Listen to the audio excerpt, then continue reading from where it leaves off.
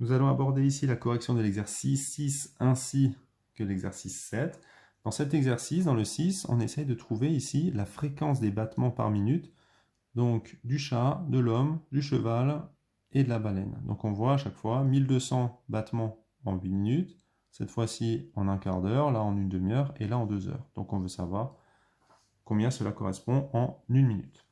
Alors pour ce faire, on peut simplement utiliser un petit schéma fléché. On va déjà mettre donc les valeurs de l'énoncé, à savoir que pour le chat, il y a 1200 battements pour 8 minutes. Nous, on ne voudrait pas 8 minutes, on voudrait savoir en 1 minute. Donc pour savoir et comment passer de 8 minutes à 1 minute, on va utiliser le lien de linéarité ici. Et donc on sait que ce lien-là, forcément, il est en utilisant soit la multiplication, soit la division. Donc passer de 8 à 1, divise par 8 de chaque côté. En passant de 8 divisé par 8, on obtient 1 minute. Et donc là, en passant de 1200 battements, si on divise par 8, on trouve donc 150 battements pour 1 minute. Ça, c'est la fréquence des battements du cœur du chat. Et donc, pour simplement la minute. Pour l'homme, alors évidemment, ça, ce sont des valeurs moyennes. On a 1200 battements pour un quart d'heure.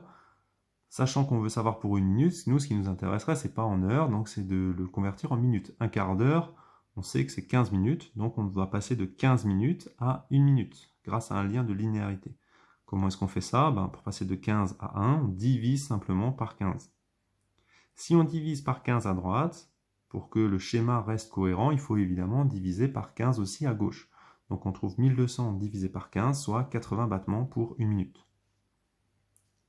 L'homme a une fréquence de battement moyenne de 80 battements par minute.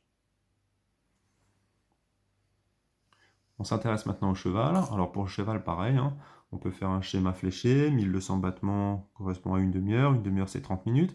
On constate simplement que 30 minutes, c'est le double de 15 minutes. Donc il est normal aussi que quand on divise ici par 30, on divise par le double de la valeur ici. Donc naturellement, on trouve une fréquence aussi 2 fois plus petite, à savoir donc 40 battements par minute. Enfin, pour la baleine, on a 1200 battements pour 2 heures qui correspondent à 120 minutes. Pour passer de 120 à 1 minute, on divise donc par 120 de part et d'autre du schéma. On trouve donc un total de 10 battements pour 1 minute.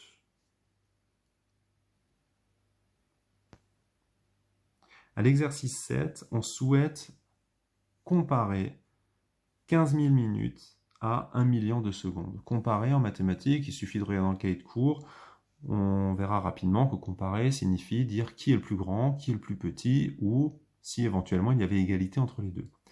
Donc moi je fais le choix de convertir les minutes en secondes. Pourquoi ce choix plutôt que l'inverse? Parce que si je divise 1 million de secondes par 60, je vais peut-être tomber sur un nombre non entier, donc un nombre décimal.